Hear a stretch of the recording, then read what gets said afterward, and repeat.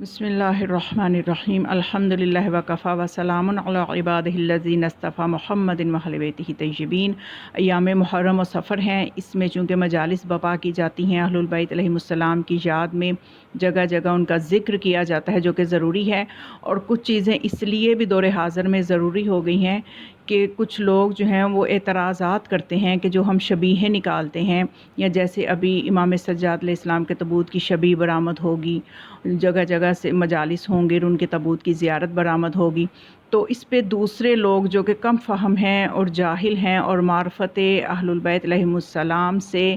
ان کے دل لبریز نہیں ہیں، تو وہ اعتراضات کرتے ہیں۔ تو ان کا جواب ہماری قوم کے پاس ہونا چاہیے کہ ہم یہ شبیہ جو نکالتے ہیں معصومین کی زیارات کی، تو ان کی کوئی نہ کوئی وجہ ہے، اور اس میں خدا کی بھی رضامندی ہے، اور یہ قرآن اور حدیث سے ثابت شدہ چیز ہے، کیونکہ مذہب شیعہ جو ہے یہ عقلی مذہب ہے، اور اس میں کسی بھی طرح کے شک و شبہ کی گنجائش نہیں ہے، اور یہ سارے کا سارا ہمارا عقیدہ جو ہے یہ ہم تک اہل البیت علیہم السلام کے ذریعے سے پہنچا ہے، اور یہ عین خدا اور رسول کی مرضی کے مطابق ہے۔ تو جو فعل اصل میں شرک کا فتویٰ لگا دیا جاتا ہے، جب بھی کوئی زیارت یا شبیہ برآمد ہو اس کو چوما جائے تو اس کے چومنے پہ ہی شرک اور بدعت کے فتوے جو ہیں وہ لگنا شروع ہو جاتے ہیں۔ تو اس سلسلے میں جو فعل سمجھنا یہ ضروری ہے کہ جو فعل شریعت میں صرف اللہ کے لیے مخصوص ہو، وہی فعل اگر غیر اللہ کے لیے کیا جائے تو یقیناً شرک ہے، اور شرک کے جتنا ہم شرک کو سمجھتے ہیں اتنا کوئی دوسرا نہیں سمجھ سکتا، اس لیے کہ ہم صحیح توحید پرست ہیں، اور جتنی اچھی توحید ہمیں مولا کائنات اور چہاردہ معصومین کے در سے سمجھنے کو ملتی ہے، دنیا کی کوئی ہستی اتنی اچھی توحید نہیں سمجھا سکتی۔ تو جتنی خالص توحید جس کے دل میں ہوگی اس کو شرک کی بو تک بھی سمجھ میں آ جائے گی کہ کس کام میں سے شرک کی بو بھی آ رہی ہے تو اس کو ترک کر دینا ہے۔ تو ہم الحمدللہ در اہل بیت علیہم السلام سے وابستہ ہیں، اس لیے ہماری توحید دلائل کے ساتھ مضبوط ہے، ہم ایسا فعل کر ہی نہیں سکتے جو شرک پر مبنی ہو۔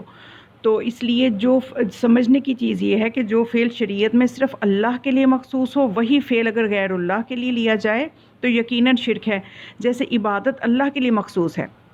اگر غیر اللہ کی عبادت کی جائے تو شرک ہوگا، لیکن زیارات کو بوسہ دینا، جو شبیہیں نکلتی ہیں، تابوت نکلتا ہے، ذوالجناح ہے، تو ان کو بوسہ دینا جو ہے یہ اللہ سے مخصوص نہیں ہے، کیونکہ اللہ کو تو بوسہ دینا ممکن ہی نہیں ہے، کیونکہ وہ تو جسم و جسمانیت سے ہی مبرہ ہے۔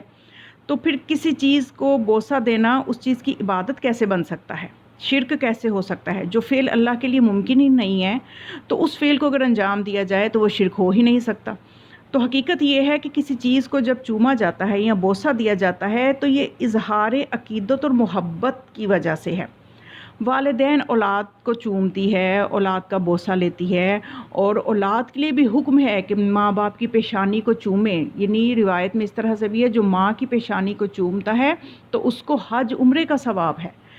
تو اس طرح سے یعنی اگر یہ چومنا بدعت ہے یا شرک بن جاتا ہے تو کیا اولاد کی عبادت کی جا رہی ہے یا یہ شرک ہو گیا ہے؟ اسی طرح سے سارے مسلمان قرآن مجید کی جلد کا بوسہ لیتے ہیں، اس کے کپڑے کے بنے ہوئے غلاف تک کو چومتے ہیں، تو کوئی اعتراض نہیں کرتا کہ یہ شرک ہے یا یہ بدعت ہے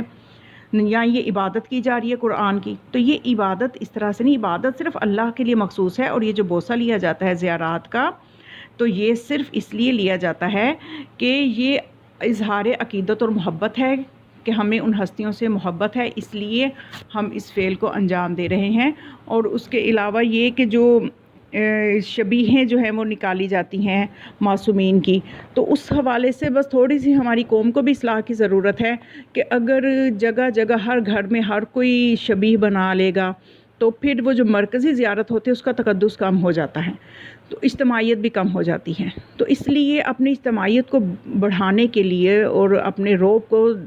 پیدا کرنے کے لیے کہ ہماری ایک تعداد ہے، اس کا ایک روب بنانے کے لیے ایک مرکزی زیارت کے اوپر زیادہ فوکس کرنا چاہیے۔ اگر جگہ جگہ ہر کوئی اپنے گھر میں امام بارگاہ بنا لے گا تو پھر جو مرکزی امام بارگاہ ہیں وہ اتنی آباد نہیں ہو سکیں گی، اور ان کی طرف جاذبیت بھی لوگوں کی کم ہو جائے گی۔ کیونکہ دیکھیے فقہ کی بڑی کتابوں میں یہ چیز درج ہے کہ خانہ کعبہ میں، حرم میں 3 دن سے زیادہ رہنے کو وہاں پہ کراہیت قرار دیا گیا ہے بعض فقہا کے نزدیک۔ کیوں؟ اس لیے کہ دل سخت ہو جاتے ہیں اور وہ تقدس باقی نہیں رہتا، وہ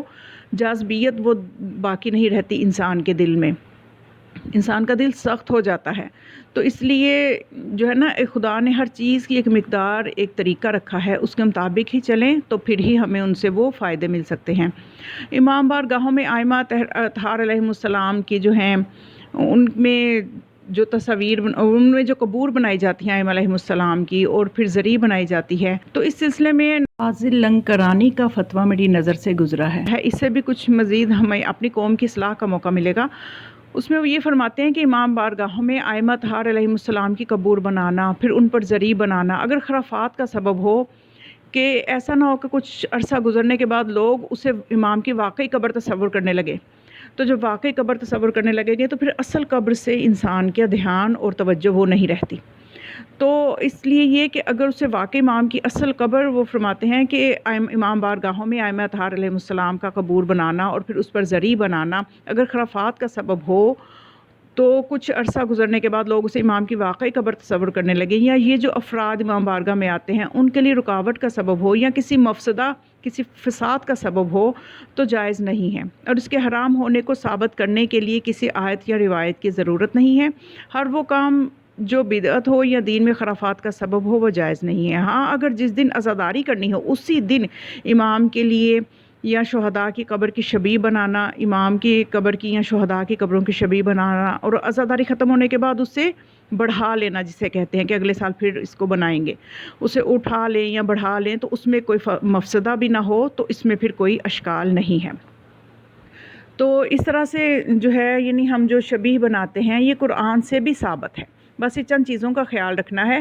کیونکہ جب یہیں پہ جگہ جگہ شبیہ اور زیارتیں بنا لیں گے تو پھر لوگ اصل روضہ امام پہ جانے کے لیے سستی کریں گے۔ ممکن ہے کہ وہ اتنی پھر ان میں لگن یا وہ ان کو وہ معرفت نہ رہے کہ ہم اصل قبر پہ بھی جائیں، وہ یہیں پہ ہی جب وہ جگہ جگہ جائیں گے تو پھر ان کے لیے اصل قبر سے توجہ ہٹ جانے کا سبب بھی بن سکتا ہے۔ تو ان چیزوں کا خیال رکھتے ہوئے اگر ایک مخصوص تعداد میں مخصوص طریقے سے اگر شبیہ بنائی جائے تو اس میں کوئی حرج بھی نہیں ہے۔ اس کا قرآن میں بھی ذکر ہے،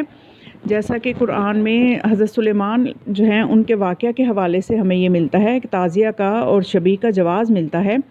کہ جس میں قرآن کی آیت میں خدا یہ فرماتا ہے یعملون لہ ما یشاء من محاریب و تماثیل و جنفان۔ اس طرح یہ پوری آیت ہے جس کا ترجمہ اس طرح سے ہے کہ جنات جو ہیں ان کے لیے بناتے تھے اونچی شاندار عمارتیں، مورتیں اور بڑے لگن اور حوض اور بڑی بھاری بھاری دیگیں جو ایک ہی جگہ جمی رہیں۔ تو اس آیت میں صاف معلوم ہوتا ہے کہ خدا نے جنات کو حضرت سلیمان کا تابع کر دیا تھا، اور جنات جو کچھ حضرت سلیمان کے لیے کرتے پروردگار کے حکم سے ہی ہوتا تھا، اور وہ جنات حضرت سلیمان کے لیے مورتیں بھی بناتے تھے۔ یہ مورتیں تماثیل کا ترجمہ ہے، اور تماثیل کا لفظ آیت میں موجود ہے، یعنی تمثیل بنانا، شبیہ بنانا، اور اس کے متعلق مفسرین کی تحقیق بھی ہے۔ علامہ بیضاوی جو ہیں وہ لکھتے ہیں کہ تماثیل اور جو تھی وہ کس چیز کی تماثیل تھی، وہ ملائکہ کی، انبیاء کی تصویریں تھیں، اور اس لیے بنانے کا مقصد یہ تھا کہ یہ لوگ بھی دیکھیں اور ان کی طرح عبادت کرنا سیکھیں، کہ جس طرح سے انبیاء عبادت کرتے ہیں، جس طرح سے فرشتے اللہ کی عبادت میں رہتے ہیں، تو ان کے اندر بھی، ان لوگوں کے اندر جو سلیمان کی امت تھی اس کے اندر بھی شوق عبادت پیدا ہو۔ اور اس کے علاوہ علامہ بغوی کی عبارت کا ترجمہ بھی یہی ہے کہ وہ جنات، فرشتوں اور نبیوں اور نیکوکاروں کی تصویریں اور مسجد میں بناتے تھے تاکہ لوگ انہیں دیکھیں اور اس سے زیادہ عبادت کرنے لگے۔ اور اسی طرح سے اور دیگر تفاسیر